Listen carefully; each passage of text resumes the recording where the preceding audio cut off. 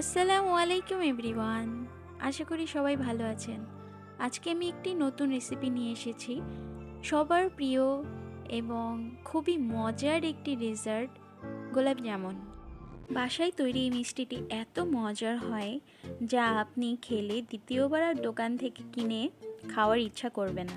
আশা করছি সবার অনেক ভালো লাগবে। চলুন তাহলে রেসিপিতে চলে যাই।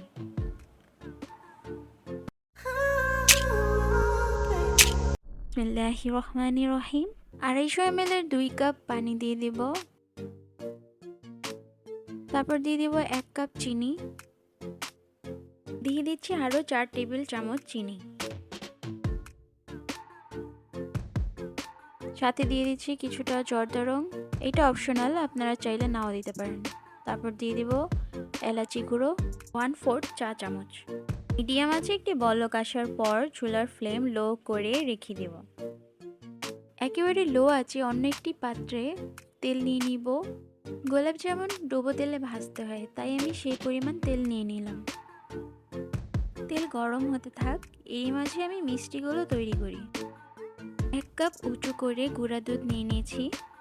তারপর দিয়ে দেব 1 টেবিল চামচ ময়দা এবং সাথে হাফ চামচ বেকিং পাউডার। এখন শুকনো উপকরণগুলো ভালো করে মিশিয়ে দিয়ে দিব 1 টেবিল চামচ ঘি, 1/4 চা চামচ এলাচি গুঁড়ো দিয়ে দিব, সাথে একটি ডিম নর্মাল টেম্পারেচারে।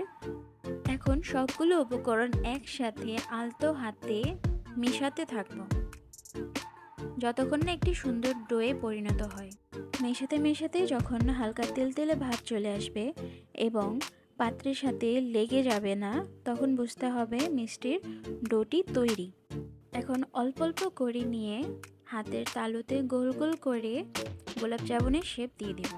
ছোট ছোট সাইজ করে দিতে হবে, এগুলো ভাজার সময় একটু বড় হয়ে যায়, তাই আপনাদের পছন্দ মতো শেপ দিতে পারেন।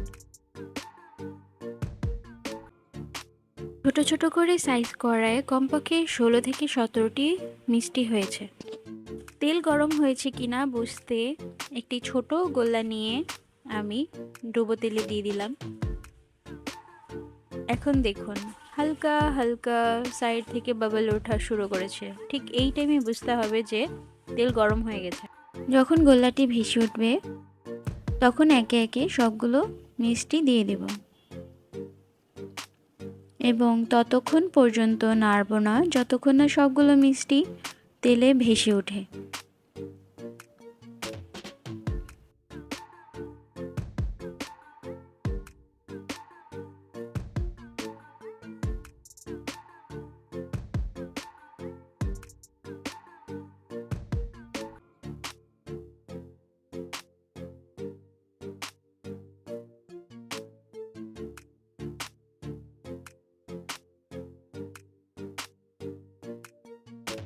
সবগুলো মিষ্টি ভেসে উঠেছে। এখন চুলার আঁচ মিডিয়াম লো করে দিব।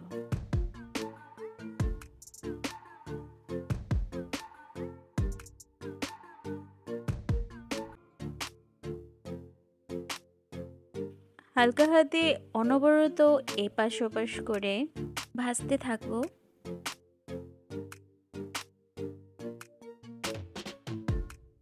এখনই মিষ্টিগুলো ব্রাউন হওয়া শুরু করেছে, একটু গোল্ডেন ব্রাউন হওয়া পর্যন্ত ভাজতে থাকবো। চিনি শিরায় হাফ চামচ লেবু রস দিয়ে চুলা লো করে দিয়েছিলাম, যা ভিডিওতে স্কিপ হয়ে গিয়েছে।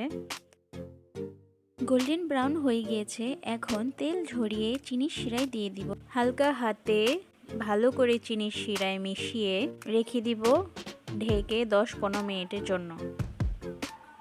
10 মিনিট পর এখন পরিবেশনের পালা।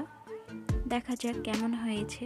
আমি সবগুলো গোলাপ জামুন একটি পাত্রে নিয়ে নিচ্ছি এবং চিনি শিরাগুলো উপরে দিয়ে দিলাম, কিছু বাদাম কুচি দিয়ে দিলাম। এখন টেস্ট করার পালা, কেমন হয়েছে। অল্প চিনি শিরা দিয়ে একটু দেখাচ্ছি ভেতরটা কেমন হয়েছে। খুবই নরম তুলতুলে।